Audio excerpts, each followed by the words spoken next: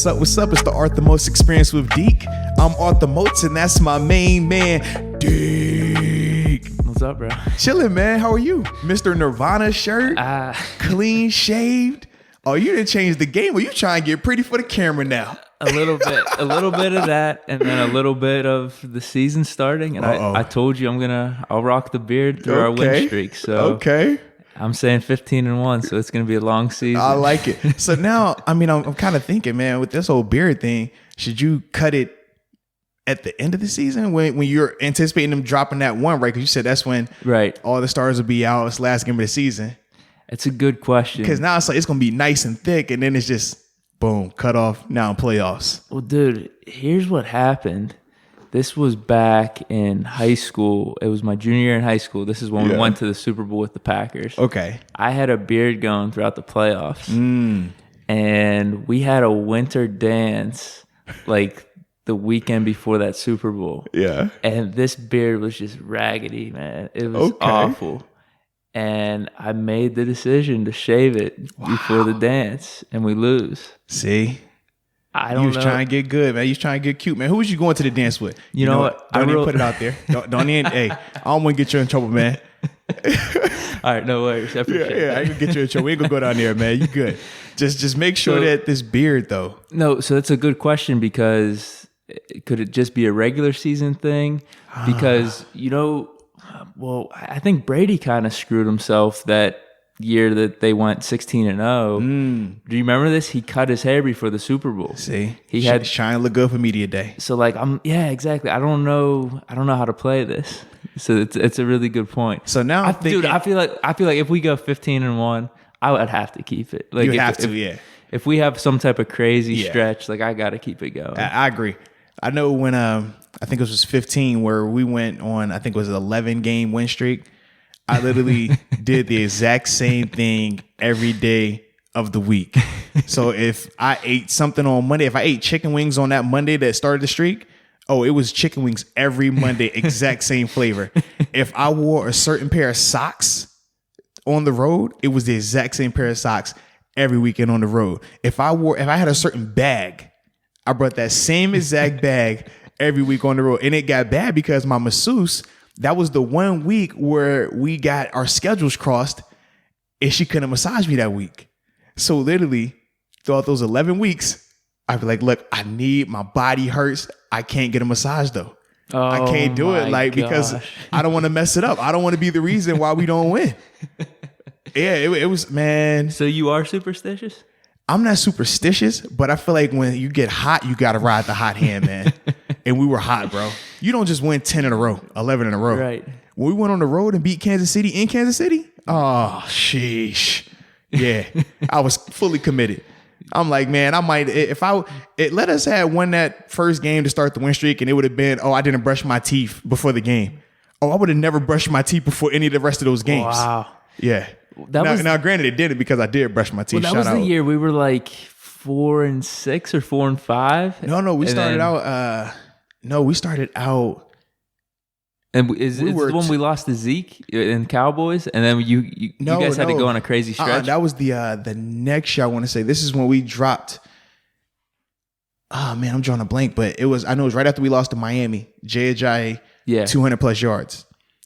After that, we went and won. I think it was literally 10 or 11 in a row. Yeah, beat Miami in the wild card. Go to Kansas City on the road. They had the first round bye. Beat them there. Yeah. We were all in, fully committed. I'm like, I'm only eating this. I'm only drinking that. I'm only wearing this. Period. I love it. See, and wifey got into it too, man. She would like cook the same thing on every Thursday. Like, this is what we got to eat on Thursdays. Period. Yeah. It's funny you say you're not superstitious, but do all those things. I wouldn't consider myself either. Yeah. Even though I'm talking about doing this beard thing, or I've done stuff like that in the past. It's just more of like a fun thing. It's just like a why not? It is. Yeah. You just roll with it, man. You got to roll with it. So, man. Steelers versus Patriots coming up this Sunday night. Yes. Season opener. Obviously, the Patriots will be doing their banner unveiling, all of that good stuff. But just diving into that matchup, historically, the Steelers have struggled against the Patriots and Brady, especially up there in Foxborough. So, like, from your perspective, man, I know you missed the 15-1, the ultimate confidence. What makes you think this time is going to be different, though? What makes me think it's going to be different? So they are missing Gronk. Mm-hmm. It seems like they have, like, I mean, Gronk's the big thing. So Right. they have this different potential offense. Josh Gordon missed all of training camp. He did. They lost Hogan. Just new faces. Okay. And you've said it to me before that, they'll drop one early, one of these random games. They do. Early on. They definitely Unfortunately, we've gone up there on opening nights and have dropped one as well. Yeah. No, we're the ones getting dropped. That's what I'm saying. Yeah. So it seems like it hasn't had that effect on us where we're able to go up there and just I feel like it works. It works great for Kansas City. They'll go up there and put 40 on them in week 1, and you're like, oh, they suck. But they're losing in the playoffs, though. Right. This is when they had Alex Smith at least. Right. So I think we could catch them off guard in a way where they don't have that late season chemistry that they normally have. If you're asking me in November, I think it's different, and this is the thing. I'm saying they're missing Gronk and they have all these new faces. At the end of the day, that's not going to matter late in the season because, I think Josh Gordon's going to have a really good year for them. I think they so have as well. Demaryius Thomas. They have that rookie, N'Keal Harry. Mm-hmm. They have the two backs, Sonny Michel and James White. Like they're even Rex Burkhead too, man. Like it might not look the same early on last year, but it's not going to look the same throughout the whole season. Correct. But they're going to make it good. They're going to make it work with all these new pieces because there's some talent there. Like people, a lot of times people want to say like Brady doesn't have all the talent up there, but I don't know. The talent works. Like they have it fit the system. I think it's the system, but Brady is the elite talent that makes it go. Right. Like when you think about Pittsburgh, historically their rosters is stacked with Pro Bowlers, all pros, future Hall of Famers, like just throughout the roster. Like that's what it is. Whereas New England is never viewed the same. Offensively, it was like, all right, you got Brady, you got Gronk. Edelman is kind of like, all right, he's fringe, really good, but you still don't put him in the same category as a Gronk or a Brady. Mm-hmm. Whereas when you think about the Steelers, you're like, shoot, in the past, oh, you got AB, oh, you got Le'Veon, oh, you got this O-line, oh, you got this person over here, and that person. Is just so many like names. And I think that's the difference, you know what I mean, in terms of why they always say, oh, Brady doesn't have talent. But it's like he does have some players up there without a doubt. Because like Josh Gordon is, dude, I would say if he's been able to be on the field these past 3-4 years, it'll be totally different, man. Top 5 receiver. Easily. But like he didn't put up his usual Josh Gordon numbers up in New England. But that was his first year. Think about that. Like, he's still that talent though. You know what I mean? And another thing with Josh, it was still the no training camp, just pops up off the trade. Like, yo, let's get it. Don't worry about routes. Just run vertical, run a slant, and maybe run a stop. That's it. But we're not worried about you thinking. Just get open. Yeah. So I think that could be one of the caveats and why it would be different for this first one. It's just I like that. All these new faces, we could catch them off guard because the chemistry's not completely there like it would be later in the season. Right. So what do you think? So for me, I think, man, this time is different because the Steelers' defense is a lot better. Good point. Yeah, 100%. When you think about how they matched up with them last year, late in the year, December timeframe, the Steelers held them to what? I think it was 14? It was either 14 or 10 points, I want to say. We might have won 14-10. Yeah, you might be right there. Right. So for me, it's like that defense had a lot of question marks when you talk about the corner opposite Joe Hayden. When we talked about the interior linebackers, granted, I think that Vince, LJ, and Bostic, they all played well, but those linebackers, you can't tell me, are the same as these linebackers this year. Right. So that was the big difference. Corner situation, Steven Nelson this year compared to Cody Sensabaugh and Artie Burns. You can't tell me that's not an upgrade. Even though when you look at the numbers, Steven Nelson was one of the most targeted cornerbacks in the league. Okay, but he still had the 4 interceptions. You cannot take away that productivity no matter how much you want to justify it. When we saw last year, the corners opposite Joe Hayden being targeted all the time, and they didn't produce any interceptions. Mm-hmm. So for me, I'm like, okay, I like that a lot. And then I just think, man, the development of a Terrell Edmonds. I think that he's way more polished this year. He's ready to take off. I think that Sean Davis, even though it's question marks in terms of whether he's going to play or not because of the injuries, I still think that he's ready to make a big, big leap since this is going to be his second year in a row playing safety now. Obviously, the front seven, those guys, man, they're ready to go. Cam, Tuitt, TJ Watt, Bud. I think all those guys can feast up front. So for me, that's the big thing for me. I'm just like, I feel like this defense is way better last year. And I think New England losing Gronk, then having their other two tight ends not playing. Yeah. Josh Gordon, fresh out, no training camp. Yeah, I feel like the time is right. Combination of the both. Absolutely. It's the perfect storm. Yeah. And then another thing I'll throw in there is this, man. We talk about the Patriots defense. Now, typically they've never have like the most time, but they find ways to make you play left-handed, to take away your best options. I don't know if that's going to be the case this year. So Patricia's obviously gone, but they have Gerard Mayo, who's going to be their first. Well, they just lost Flores too. Yeah. Wasn't he their defensive coordinator? So he's down in Miami now. So you got to think back-to-back years, their DC is gone, but they bring in Gerard Mayo, who used to play up there, played, I think it was like 9 or 10 years up there. Yeah. He's going to be their DC first-time play calling, when literally a year ago he was like selling insurance.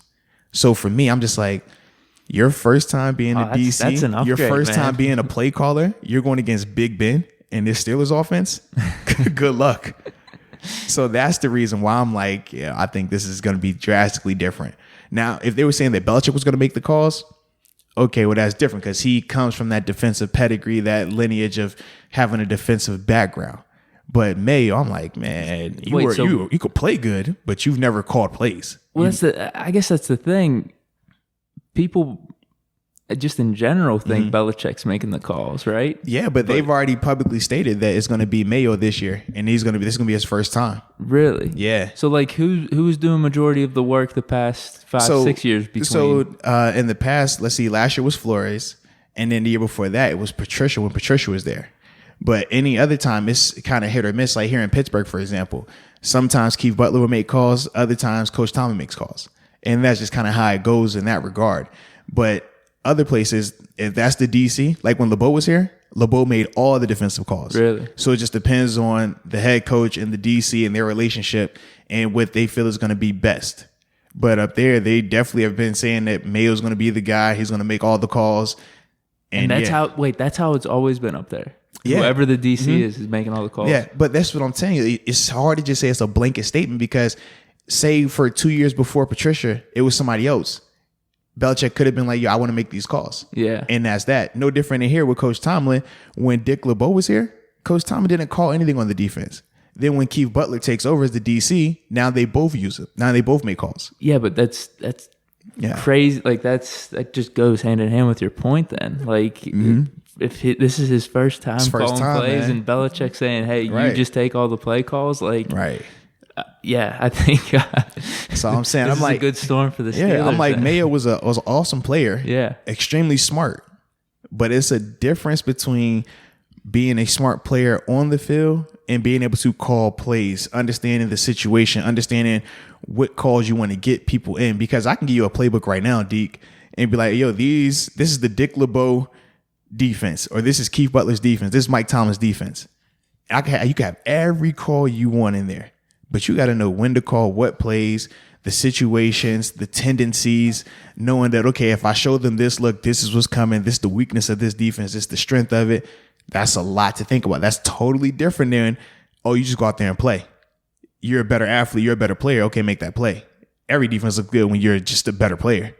So that's the thing where I'm just kind of like, we might have one. What's Belichick doing then?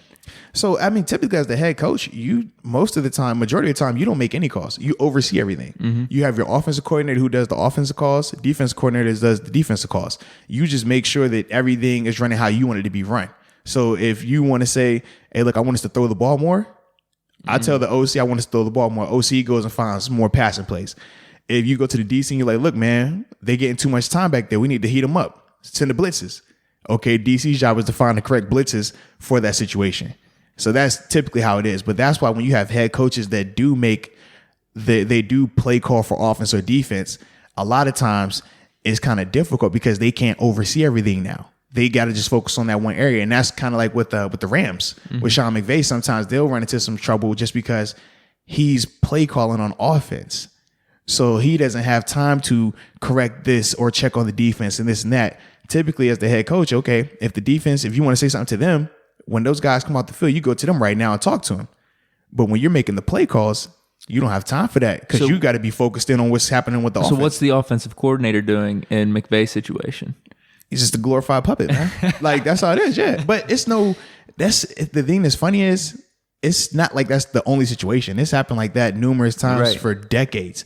But Andy Reid makes offensive calls, right? Absolutely, yeah. But he still has an offensive coordinator. Mm-hmm. But that's just, certain coaches, they want to focus in on that. Certain coaches feel like, I want to make the defensive calls. Certain coaches feel I want to make the offensive calls. And that's just how they ride. Yeah. That's crazy. Yeah, man. So you say oversee, like what would, I don't know, like how is that being done? Like, do they go up to players that they see are like messing up out there? The ones who are making the calls? Like, no, like the head coach. Like the head coach who doesn't make calls. The head coach just oversees everything. How are they overseeing? What are they doing? Like, so listen, if the defense is out there, right? Obviously, you're the DC, you're making the calls you want to make. I'm watching it. If I see this player still struggling, all right, hey, man, I tell you, hey, Deke, get that guy out of here. All right, you call him off the field. Now I'm going to talk to him. Hey, look, man, you need to execute this better. All right, we're running this call because we want you to do this. All right, so when you go back out there, this is what I need you to do. Gotcha. But if you're making the calls, you can't do that because you got to be locked in. You got to know the situation. You got to know what's coming up next.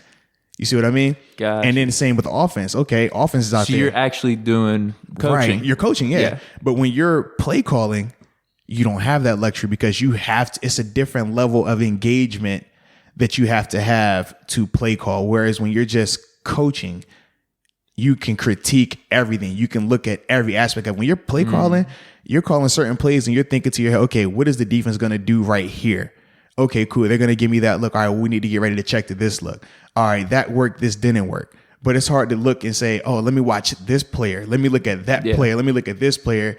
Because you can't, you got to be focused on the call and then your next call. Right. So that's why it's different in that regard. I get what you're saying then. Yeah. Okay, I got you. So this might sound like a dumb question, but is the coach, he knows what call is, the head coach, he knows what call is being made on the field, even though he's not making the call. 90% of the time, they'll know every call that's being made. They're in all the meetings, obviously, with the OCs, and they sign off on what's going to be up and what's down from a play standpoint.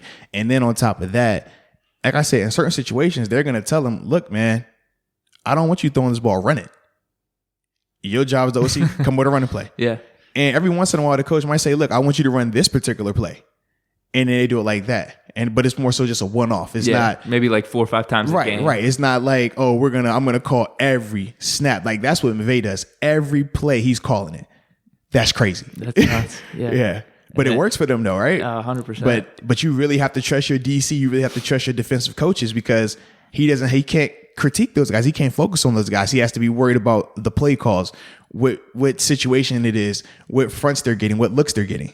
That's nuts, man.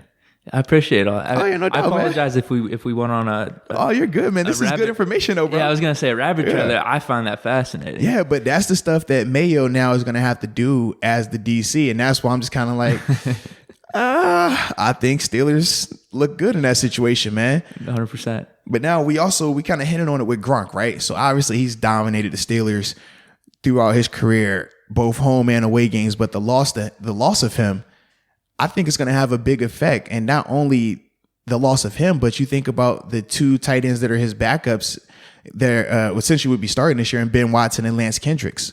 Both of those guys are suspended due to performance enhancements and stuff like that. So they're not even going to be out there. So your next 2 tight ends, man, I don't even, wow, gosh, I'm drawing a blank on the guys, like something Lacoste. I have no clue. Yeah, it's crazy, these dudes' names. I was like, oh, okay, I like this even more now. Right. Yeah, here it is. Matt Lacoste. This is 4th year in the league. Journeyman, though, been with the Giants, Jets, Broncos out of Illinois. And then Ryan Izzo is the 2nd year. Last year was on IR out of Florida State. They don't scare me at all. No. Not at all. No. And I think now that Gronk is gone, the 2 next best tight ends are gone. That hurts Brady a lot because now that's his safety net. Mm-hmm. As much as he loves Julian Edelman, he loves that tight end. No more tight end there. I like it. It's looking real good. No, I do too. And like we've been saying, I mean, if this was later in the season, I think we would see a different form of the New England Patriots where the loss of Gronk is not really that evident. Right. But first game, opening night, Oh, yeah. these two random tight ends, and then Josh Gordon not being in training camp at all. The Steelers defense looking fast and a lot different than some of these previous versions. I definitely I'm definitely with you on there. I like that. It's looking good. Absolutely, looking good, man. I'm seeing the 15-1 right now, guys. I'm seeing it. But yeah, man, that was the things, man. Just I know how big of an impact Gronk has been. I was just about to ask you, like, what? Yeah. How did you guys game plan, bro? For him, like, you would try to double him on certain situations. You try to get hands on him, but sometimes it just doesn't matter. Even bro. like last year's version of him is like still, where he's like slower and like banged up. He still finds ways to get open. He's great with his basketball technique. So essentially, he's gonna run. He's not gonna try and run by you. He's not gonna try to shake you in the open field and get open for a route. He's gonna run directly at you, create the contact. And then at the point after he makes that contact, he's turning around to wherever he needs to go. He's good at like angles. He's good at like angles then. Yeah, but not even the angle aspect. Like literally, if I run directly at you, like as a defender, you're taught that this is my ground. I can stand it. Okay, so if you hit me, then typically you would get the OPI. But with Gronk, they don't call it. So literally, Gronk is going to run directly at you, hit you right in the chest, and when you stumbling back, he's going to turn and either break inside, outside, or stop right on the dime, and ball's there because it's Brady. You can't even tell he's hitting you though. Everyone can tell. Oh, really? Absolutely. They just don't call it. They just don't call it. Yeah. Oh, man. It's an offensive league. It's no different than how many times have we seen AB make awesome catches and you're like, oh, that was a push off though. And they're like, oh, great play by AB. Like in this league, certain players get the justification. Certain players are going to get those calls. The Jordan effect. Absolutely. Effect. The same way Jordan crossed over, game 6, he clearly was a push off. And they're like, oh, greatest shot ever. And it's like, oh, so we just go ignore that. That strong left hand just shoved my man. But all right, that's cool. Like certain players, they get that, and that's fine. But that's what Gronk does. So the biggest thing, man, when you would play him is like, okay, you got to try to get hands on him early before he can build up to that speed. But then understand at the break points, he's going to get physical. He's going to hit you. He might even run you over, and they're not going to call it. So don't try to sell it. Just fight through it. Yeah, and that's kind of how you would go with it, man. But it's difficult. It's a reason why he's viewed as probably a potential first ballot Hall of Famer, or arguably the best or second best tight end of all time. Yeah. So when you think about that, it's like, yeah, it's a lot of guys he's done this to. What's interesting is there have been times where Gronk's been out for stretches and Brady's numbers aren't really the same. They still win just because, it's team ball. Like New England's defense is always pretty decent. They're magic when they're together. Yeah. Yeah. And he's always caused problems for us. So absolutely. It's kind of nice. Dude, here's the thing. I see him coming back this year. Well, he said that if he did come back, it would take him at least a month to like get back ready and stuff like that. I see him coming back. I see Brady calling him up. I don't know when the deadline is, but I mean, you could kind of see it happening. Well, for him, it's no deadline because he's just a free agent. I mean, not a free agent, but he's just a retired player. So they have him on. He could literally come back for the playoffs if he wanted. Yeah, because he's just on the reserved. It's like reserve retired list. Okay. So if he did decide to say I'm coming back, then the team just owns his rights, and that's it. Yeah. So I could see that happening. Why can't my man just go off in CBD heaven, CBD peace? He looks happy now. He's a spokesman for CBD. He's just living the good life. What would you say though? I'm a believer that when you retire, you retire. Okay. When I retired, I said, "Boy, I'm done. I don't want to hear nothing." People's like, "Oh man, well, what about this team? Or what about this league? And what about the AAF, the XFL, and what about CFL?" I'm like, "Look, man, I retired because I don't want to do this no more. Period. I don't want none of that. I'm done. Done. Put a fork in them." You don't think Brady could have that effect on players? I don't know. With that charisma? I don't know. I do not know. I put it like this: if anyone, Brady would probably be the only one that could get him to come back. Yeah. I don't think Belichick, because remember, it was a time where Belichick tried to trade him, and that's when he first threatened to retire, because he was like, I'm not going to get traded. He was going to send him to the Lions. Yeah, and he was like, I'll retire first. So I think it would have to be Brady and only Brady. Okay. Yeah. All right. But shoot, man, for your 15-1, you better not want that boy to come back. That boy a problem. No, he's good. He's good staying retired. Absolutely. Hey, you come back next year, but don't go on. Stop messing with that man. I tell you about messing with these people. But yeah, so let's see. Now we got Devin Bush, right? Uh-huh. First NFL game, regular season, not preseason stuff where you playing like quarter, 2 quarters. Might have a starter out there. You playing against backups. Nah. First NFL game. And what you expecting from him? Hell of an introduction. Sunday night football versus Brady. The ceremony, prime time. Like, all the lights, all the camera, all the pomp and circumstances, baby. At Gillette. Like that's one way to have your opening day. Without a doubt, man. So there's talk, I think Tomlin even said this, that they're going to limit him a little bit, or not limit him, but more so they don't want people to expect him to be low expectations. Right. Yeah. Don't come out here and think he's going to be the starter and play 80 snaps. Like, just kind of understand that it's going to be his first time at NFL stadium. And as strange as it sounds, some guys, they do get a little wacky their first time in the stadium. On game day, they start talking a little faster. Their eyes get a little bigger. They start breathing a little heavier. It just gets a little different. That's all I'm saying. Not saying that that's going to be his situation, but I've seen it happen a lot from very talented players when they're early in their careers. Like, that's just, it's the human nature, the human element of it. But I guess the thing that I do like about Coach T's approaching this, and a lot of people have faulted him. They're like, hey, you drafted this guy 10th overall. What are you waiting on? Like, put him out there day one, game one, versus Brady, let him learn how to swim. I hate that idea for a couple of reasons. First off, if my man goes out there and drowns, that's bad for the rest of the season, because that's always going to be in the back of his head. 100%. God dang, I got killed by Brady. I suck. Like, you don't want that mentality from your 10th overall pick after week 1. No. And I've seen that happen to guys. Next thing. He's the Mike linebacker. He's going to have the green dot on his helmet. So if you put him out there with the green dot to start out, that means not only does he have to worry about where he's lining at, he has to make all the calls. He has to make all the checks. Now he's going against Brady, who's going to do all type of stuff to isolate him and pick on him and stuff like that. Now he has to deal with the mental, man, I'm missing tackles, or I'm making these tackles, but I'm tired. Gosh, my head's spinning. There's so much crowd noise, whatever.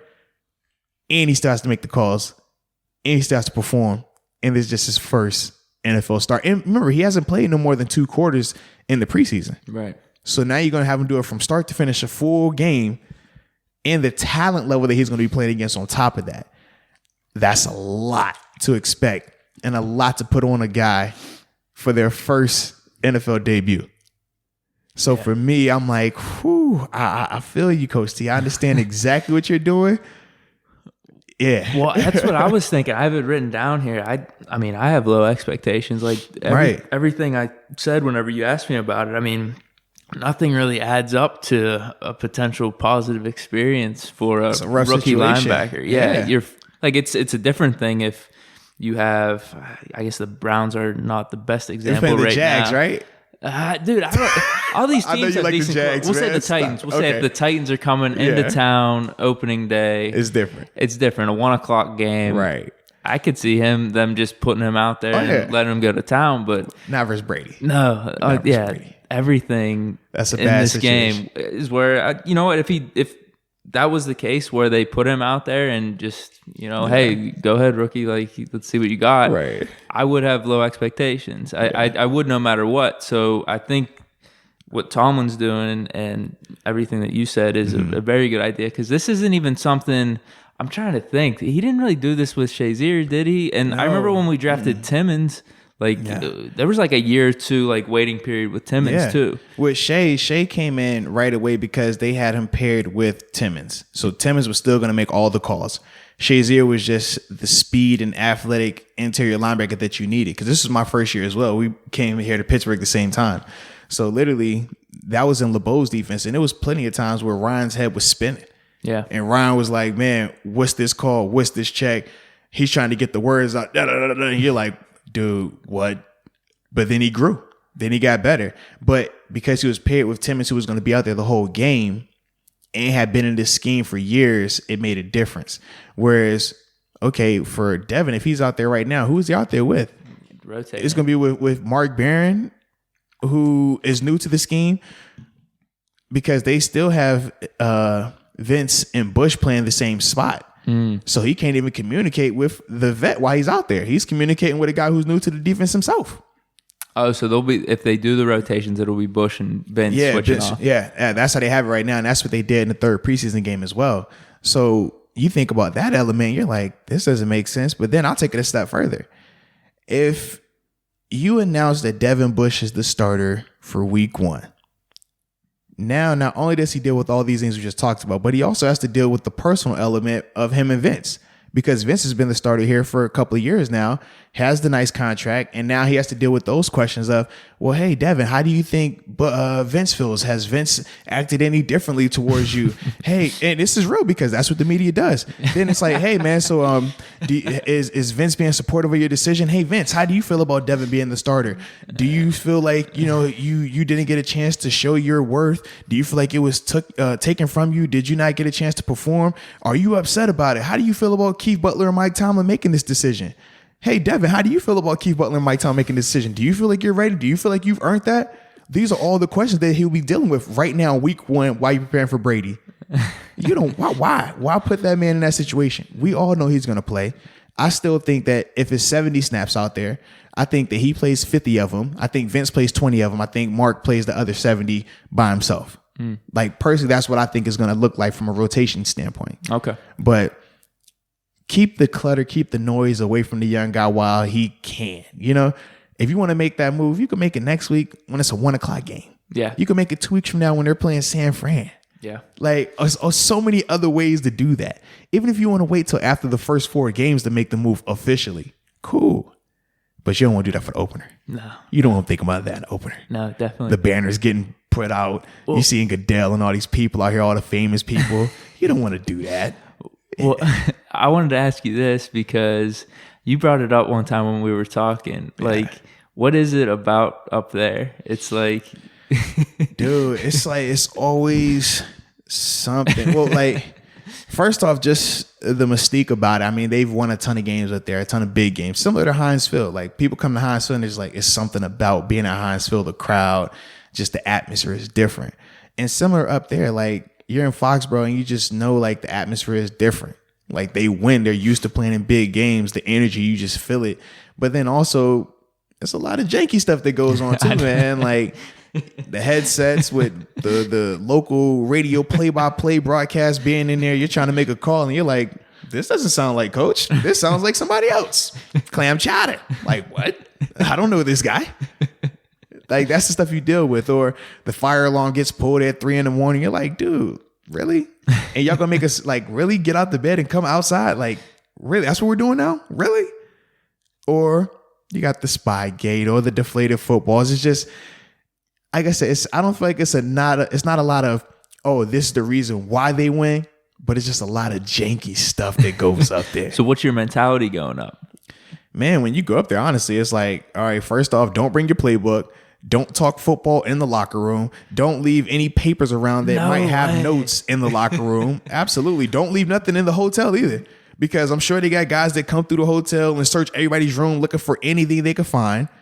Absolutely, bro. Wow. Absolutely. So you don't have that feeling with any other team or place? Nah, nobody does. Really? Everybody talks about New England, but I think that's another part of New England, though. That whole mystique that, dang, are they watching us? Like, it's been teams that have, like, went in there and checked the locker rooms for, like, bugs and wires and stuff. Absolutely. Well, dude, I think Peyton Manning told a story that, like, some of those games that he went up there, like, he would do similar things. Yeah. And I think he would, like, talk to, this was at halftime, he would, like, talk to the offensive coordinator, the coach, like, in the tunnel, just like them two. We're not going in the locker room to have that conversation. Nah. That's crazy. Yeah. Something about it, man. Like I said, I'm not going to say they cheat or this and that. I'm just simply saying a lot of janky stuff goes on around those guys, especially in Foxborough. Push the limits, huh? They wherever the line is, they're, like, breathing heavy on that line. like right on the tip, like I'm about to fall across this line. They're right there with it, bro. Yeah, that's crazy. But so, do you want to get into the offensive and defensive players? Yeah, man. So, I guess like for you, man, which offensive player do you think needs to have a big game for the Steelers to win, man? So I got two guys. Okay. My main guy though is James Conner. Okay, I like that because I think we're gonna have to run the ball. Mm-hmm. I think we're gonna have to just chew up the clock. Absolutely. And I think he's gonna have to have a big game, whether it's rushing or just a little dump off here and there. He has shown flashes in the passing game. Very true. And I think he's just gonna have to dominate the ball because I think New England is gonna. You've said it before, and everyone knows this. They try to take away the top target or the top talent. Juju will be that guy, and we kind of have this two-headed monster at running back. And one of those, I think it's gonna be James, but I think one of those two is gonna have to step up in some way. Because I'm going off you, like I like that. If Tomlin likes a RB, then this is why I traded for Conner in that fantasy league. I hear you talking, baby. If he likes an RB, then he's gonna stick with him. So I think Connor's gonna get a lot of work. Okay. And my second guy is one of the second receivers, either James Washington or Moncrief. Okay. I could see Washington having to make one or two 30-plus yard catches in this game, and it's just going to be a matter of are you going to make the play or not? So those are my two. Like Conner throughout the whole stretch of the game, absolutely, we're going to be feeding him the ball. He's going to have to just chew up the clock, get some big yardage, and score maybe one or two touchdowns, and then just a flash or two, just one big play we're going to need from James Washington. Okay. Yeah. Look at you listening, man. I see you, man. I have to agree 100%, man. James Conner, that's the guy. They're going to take away Juju. They're going to find ways to minimize him. He's going to be matched up with all-pro corner Stephon Gilmore, another former teammate of mine, man. And they're going to find ways to take Juju away, similar to what they would do with AB historically. So when you think about how the Steelers had success last year versus the Patriots, it was Jalen Samuels. Mm-hmm. Him running the ball, him catching the ball. He was the X factor. He was the thing that made them have to do things they did not want to do. James has to be that guy. James Conner has to show up in a big way where, like you said, running the ball, catching passes, he has to just produce. He has to have a performance that's equal to or better than Jalen Samuels for them to win.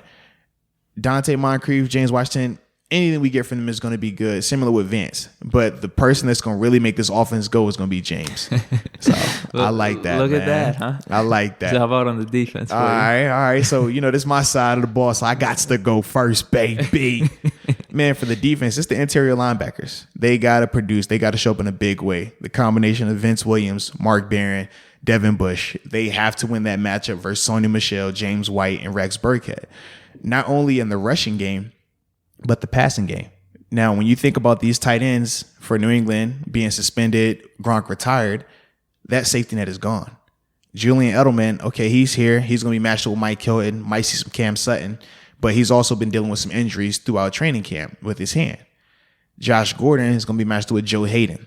So where is he going to look? If you're New England, how do you want to attack this defense? You can go at Steven Nelson with Demaryius Thomas, okay. But that's still not going to be the consistency that you're looking for the way New England runs their offense. But these running backs, you get them out in the flats, get them in the open field with the ball in their hand, you're going to make these linebackers have to make open field tackles. If they miss a 2-yard tackle, now it's a 10-yard play. Yeah.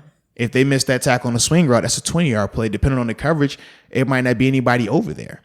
So these are the things that New England's going to try to do, and this is why the linebackers, the interior linebackers, have to step up in a big way. And this is what you draft Devin Bush for. This is what you bring Mark Barron in for. A former safety pedigree, a high pedigree guy, can cover, can run, can move. That's what you bring him for. If they try to run the ball and pound it, well, that's what you got Vince for. He's going to knock somebody out. And that's kind of how that whole thing I see playing out defensively. If they're going to be successful, that's what it's going to come down to from my perspective. That's a good point. All right. So mine is whoever's covering Edelman. So you said Hilton. Okay. So I was going to Mike Hilton, Cam Sutton, either or. I was going to ask you that. So Mike Hilton, that is Brady's guy. That is I know Gronk's thrashed us a few times, but Edelman gets it in. He always does. Yeah. Like he'll always get like Absolutely. 7 or 8 catches, double-digit targets. And think about before Edelman, it was Wes Welker. Like he just loves that position. He loves those type of small-bodied slot receivers. So I think that'll be his bread and butter for this game. If you can have Hilton locking him down, that helps everything that you're saying with these linebackers too. If everyone could, I guess this sounds really dumb because it's the New England thing. Right. If everyone on the Steelers does their job. Still your job, man. Still your job. That's it. I think we'll be straight. But yeah, I didn't know if they were gonna maybe put Hayden on him, or Steven Nelson. But if they roll with Hilton because he's more of our nickel corner, right? And his body type is perfect for Edelman. If you put Joe in there, Joe is a bigger bodied corner, but then you have the super mismatch with whoever Josh Gordon lines up on. Mm-hmm. I'm like, I'd rather see Steven Nelson on Demaryius Thomas. I'm like, all right, just get your hands on him, keep the safety over top. We'll be all right. Dude, hold on. Here's the thing. Like, if you're asking me like 2 or 3 years ago, New England is putting out this lineup, even though they don't have Gronk, Josh Gordon, Demaryius Thomas, and Edelman in the slot. Crazy, right? Like, man. But that's what I'm saying. Like, if they could somehow figure that out, like down the stretch, that's going to be lethal. But since it's week 1, and they're not figuring it out yet. Yeah. Bump that. We got him. Dude, as you're saying these names, like I'm like, geez, oh man, like wait a second, like it's crazy. Is it going to be that easy? Where we're just going to lock these guys down? Right. That's what I'm like. It's certain things you got to do to win these matchups, man. But we had a fun element that we've recently added to the show. We wanted to get more interaction, right? Make this an all-inclusive show. So we 100%. We added a phone line so people could call in. Definitely. Give their thoughts, and we had a couple calls, man. So let's get into that, man. Let's do it. So this first one is from Kyle. Hi, this is Kyle Jones. I run Steelers vs. NFL on Instagram. And I was just calling in to see what are your thoughts on Cameron Kelly, because I know some people said he might start because of injured Sean Davis. But I think Sean Davis is going to be ready to go week 1. And I just want to know if you think Cameron Kelly is ever going to start in the NFL. I think he has quite the possibility, like quite the chance to start, because I think he's very underrated coming out of the AAF. And I don't know. I think he'll be good. Hi, this is. I like that, man. So shout out to my man Cal for hitting the line. But that's a great question, man. Obviously Sean Davis missed practice on Wednesday, missed their practice on Monday. So I think if he practices Thursday, that'll tell us a lot in terms of his availability. But if he doesn't go, then Cameron Kelly would definitely be the starter day 1. And I'm very confident with him. I think that he performed extremely well throughout the preseason. One of the best athletes on the team. Granted, he doesn't have the NFL pedigree. Right. But if you can ball, you can ball. And that's kind of how I feel about Cameron Kelly. So if he does have to go in there to open up versus Tom Brady, he'll get the job done. So I have a few questions with him. Yeah. So he had a really good year with the AAF, which is one of the reasons I guess we got him, like with all those interceptions. But he was mainly playing cornerback. So how does that transition, or why is he safety with us? We talked about this in the past, that like if you're a certain way at cornerback, like if you have I guess the ability to read the play. Absolutely. If you're smart, if you're not scared to tackle at corner, you can play safety. It's hard to go from safety to corner. So at the AAF level, you have to remember this.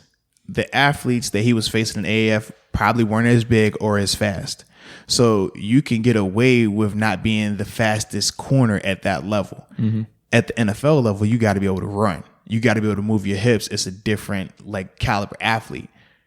So you could take him, and he could play corner at the AAF level, but in the NFL, him at safety, now he's a top athlete at safety because he can move a lot better. Similar to a guy, Aaron Williams. I was with him in Buffalo, 2nd round draft pick out of Texas.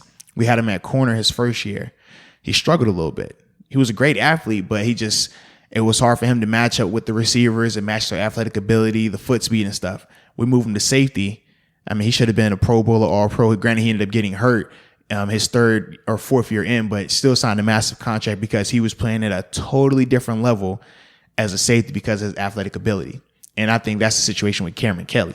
If you're putting Cameron at corner right now, he's average to below average. Did they try him out at corner safety whenever he was in the NFL? I'm not sure.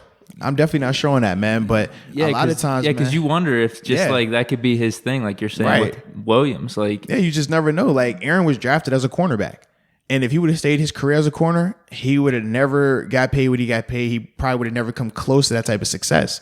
You move him to safety, and now he becomes one of the top safeties in the game at that time, and that's just the nature of it. That's just no different than you take a guy and he's like, oh, he's playing inside linebacker. But you put him at outside linebacker, his productivity goes through the roof because he's better at that position. He's a better athlete there versus here. And these are the things that I see when I look at Cameron Kelly right now. So what do you think just right off the bat here for week one? Like how big of a drop-off do you think that would be between Sean Davis and Kelly? It would definitely be a drop-off without a doubt. I mean, Sean Davis has a chance to get a nice deal if he plays up to his potential. But I think Kelly can still get the job done. I don't think Kelly would be a liability out there. I was going to say, how nervous does that make you? It doesn't make me nervous per se, just because, like I said, I've seen enough of him in the preseason, but it's still just the fact that you're going into New England, you know that they're going to isolate him. They're going to isolate Devin Bush. I just think that the thing that sucks about Kelly is he's on the back end. So one mistake is a touchdown. And that's kind of that situation. But depending on how they would use him and Edmonds together, that would dictate a lot more in terms of, okay, who's in the post, who's down in the box, you know? So those are the things that I would have to look at when the game actually starts, see how they're going to use them. I doubt they just leave him out there to dry, though. Yeah. So what he asked, do you think he'd be a starter in the league? I think he could develop into that. Absolutely. Yeah, because right now we see the potential, but it's all about being in the right scheme, the right fit. Yeah, so and he looked good as a safety here. Yeah, I was gonna say like this could be his opportunity, right? Like and that's all he do is go out there, man, and do your thing week one. If you look good, you look good. Then from there, you might get opportunity somewhere else, or if Sean Davis leaves through free agency. Yeah. So that's kind of how that whole thing plays out. No, definitely. Yeah. All right, so we got another question here. All right. What do you think Devin Bush's stats will be for the game against the Patriots? Jacob Bowers. Devin Bush's stats, man. If this is the thing with the stats for the inside linebacker, if they're running the ball a lot, he'll easily get a 10-piece. But I think they're going to definitely try to spread those guys out, you know, the intermediate pass and stuff like that. So I'm going to go with 8 tackles for him, man, his debut. Granted, he's going to be rotating as well, but I think 8 tackles. So no forced fumbles, no picks. 8 tackles, probably 2 PBUs. Because you got to think, man, the way he's going to be getting like the ball thrown to him is not going to be. I mean, I think they might try tight end on him early, which is why I say he gets the PBU in that regard. But a lot of these matchups he's going to see is a running back getting on a swing route or a running back on a check down, and he have to go make the open field tackle. That's what I see, how I see that playing out. I don't see them in the past like how Gronk is split out and Gronk is running real life routes. Yeah. They're not doing that with those tight ends. Lacoste and is like, come on, bro, stop it. Yeah, Devin's going to look at that and laugh like, is this the NFL? I was seeing better than that when I was playing at Michigan. Yeah. I'm saying same thing. I'm saying, 7, 8, 9 tackles and probably not one of those those splash plays. I think he'll have a respectable game though. Yeah. So. I think like as this season progresses though, probably week 2, week 3, we'll start seeing that splash. But I mean, hopefully he proves us wrong. He goes out there and gets a pick, 10 tackles, forced fumble, touchdown. Like, I mean, you were kind of expecting me to say all that, huh? I thought you were Mr. 15-1, but I see you chilling out a little bit. All right. Who we got next on the line, man? I'm more reasonable than you guys think. And we got Sam Griffey here. Hey, Arthur Moats. This is Sam Griffey. My Instagram is supreme_Sammy69. My thoughts on our season opener against the Patriots is if we want to win, main thing, like we say every year, is we got to get some pressure on Brady. He's very good at getting the ball out very quickly, so that's really the main thing. But we do have a very good pass rush, so I think that we'll be able to get to him a lot this game. Another noticeable thing is that no more Gronk, which is actually very good for us, considering that it seems like every year it's just him and Gronk marching their way down the field every time. Very hard to stop them. So that's the main thing. On defense, on offense, what we did last year, we ran the ball a lot and it worked very well. So might as well just do that again. Hopefully Jalen Samuels might even have another monster game against them. But I think that's Shout out to Sam's name, man. What's his IG name again? I don't know. I don't remember. Do you want me to pull it back up? I like his IG name, man. It got me chuckling. Yeah. But bold call at the end there. yeah. He it didn't even say James Conner. He was like Jalen Samuels. Like, oh, all right. But no, I definitely agree with him though, man. Getting the pressure on Brady has definitely been the recipe. All the teams that you've seen have success versus New England have hit Brady, have got to him. Even last year when the Steelers had success versus Brady, they got after him. He was constantly hit. He was chucking and ducking. He wasn't trying to step into throws. All of those things, I think, were big in terms of that game and developing the way it did, man. So I definitely agree with them on that. It is crazy, those games where there's pressure on him and he just looks different. Absolutely. And like the Broncos have done it to him in the past. We have a few times. And, you know, it's just, you just wonder because we posted that video with Andrew Luck and like Big Ben's done it in the past and Rodgers. Like sometimes their line is just not there and they still can make plays. Find a way. But like with Brady, like he's just that type of player where he's got to get it out quick. Absolutely. And if you can get that pressure on him, then it's a different ball game. Yeah, very true, man. And shoot, I think the other things he hit on, we talked about as well, the effect 100%. Of no Gronk. And then we both believe you got to run that rock, but we're going with James Conner. Hopefully, I mean, I want Jalen Samuels to play well as well, but I need James to do his thing. 100%. Yeah. So shout out to my man Sam. Yeah, good call. So we got Rita here. Hi, this is Rita, and my handle on IG is Rita Timmons, and it's RETTA because my parents knew I was going to be absolutely amazing. All right.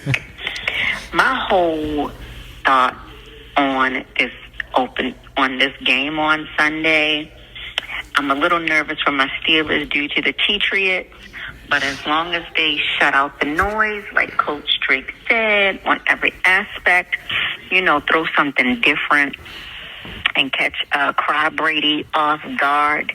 And if Bush keeps him on his butt, if Vinny keeps him on his butt, if the D keeps him on his butt and get him off his game, man, I really think we have a chance, and we definitely cannot be outcoached this time. We got a chance. Don't cross the moats. Hey, all right, Rita. I like it. Man, she hit on some good stuff, though, man. Similar to what Sam Griffey said, man. You got to get the hits on Brady. Got to keep him on his butt. Like, the more you hit him, the better it's going to be. And so what do you think of the last thing she said is that we can't get out coached? Because that's been something that's just been a narrative for the past 3-4 years, saying like Tomlin just keeps getting out coached by Belichick. Do you feel that way?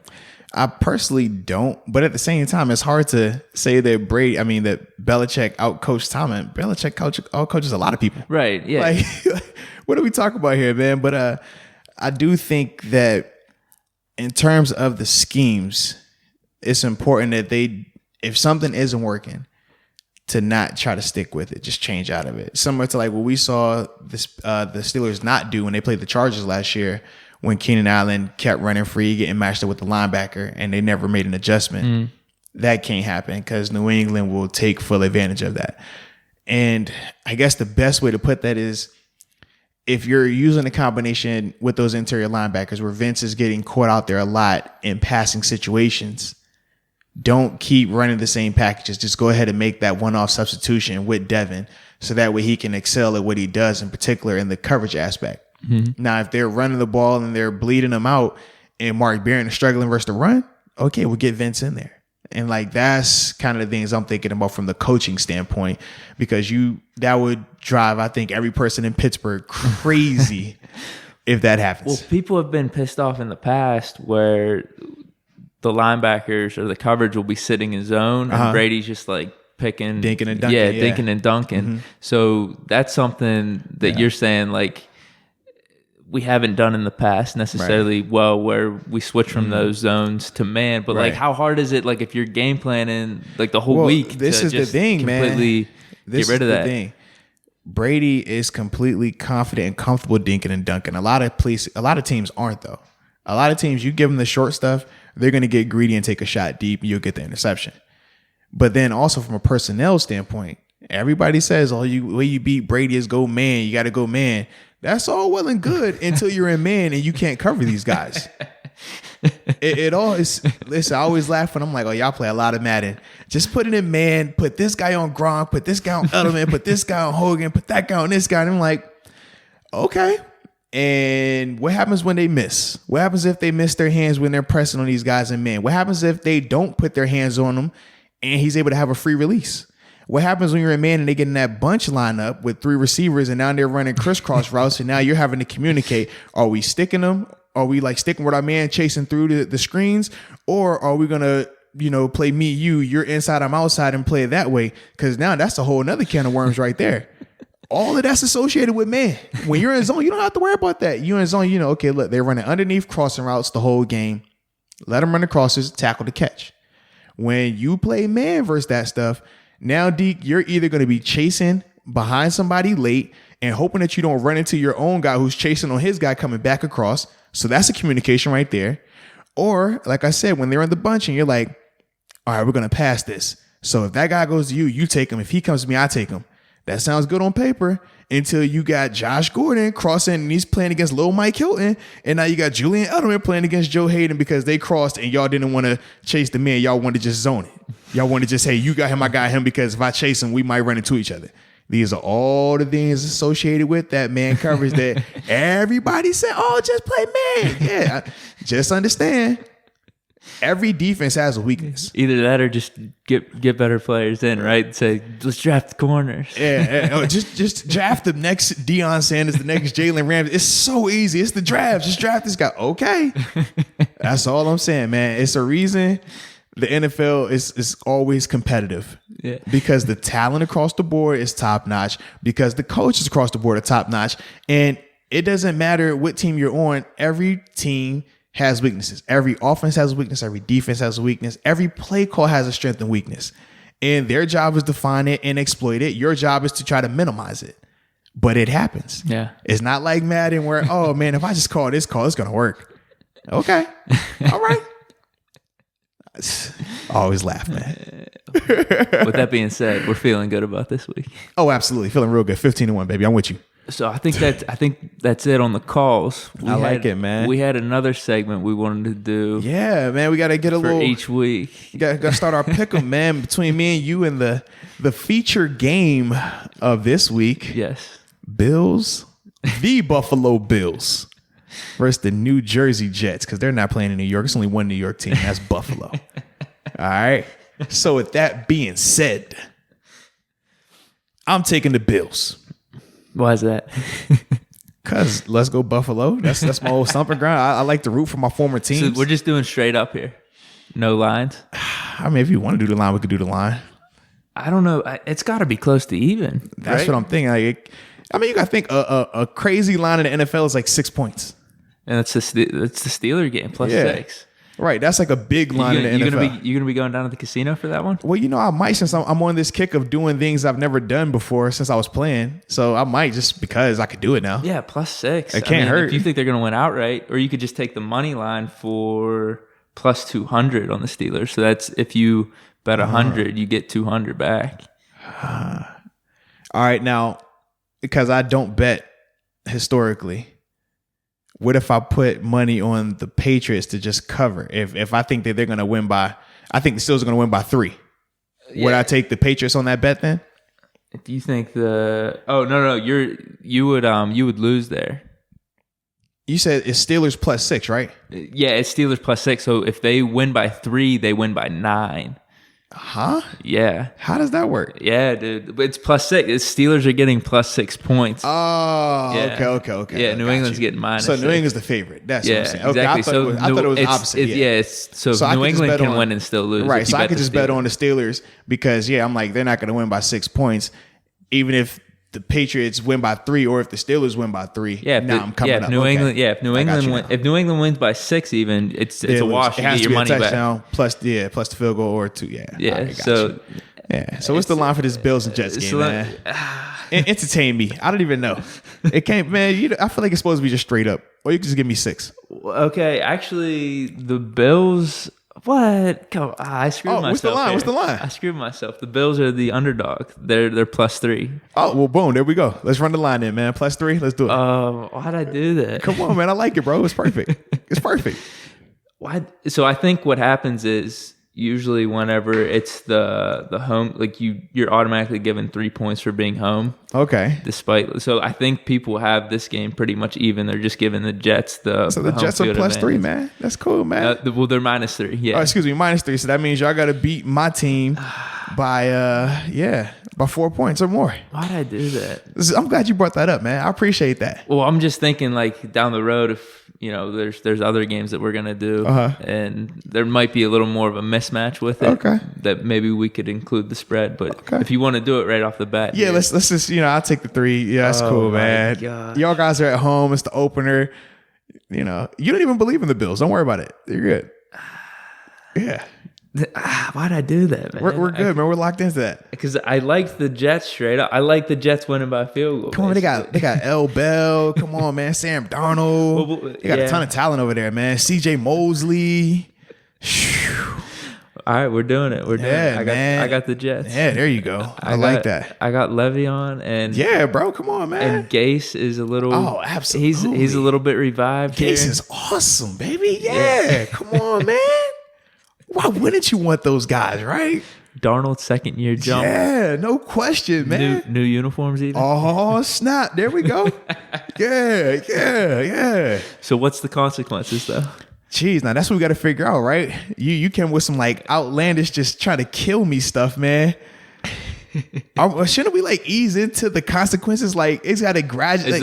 Is the first one just another dinner then? I think that's a good start because you got to think, right? If we start out with a dinner for the first one, we could easily knock that out. You could easily take me to dinner throughout the week.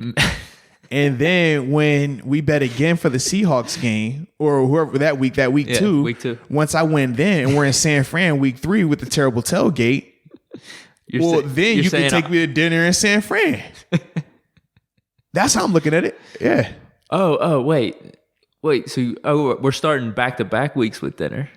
Well, no. I'm just saying like, I'm just throwing out dinner because I haven't thought of anything else yet. Right. As this thing progressed, like when we're on the road in San Fran, whatever it is, I can just have you do it out there. Well, here's the thing. Because I'll be winning. I mentioned to you this before.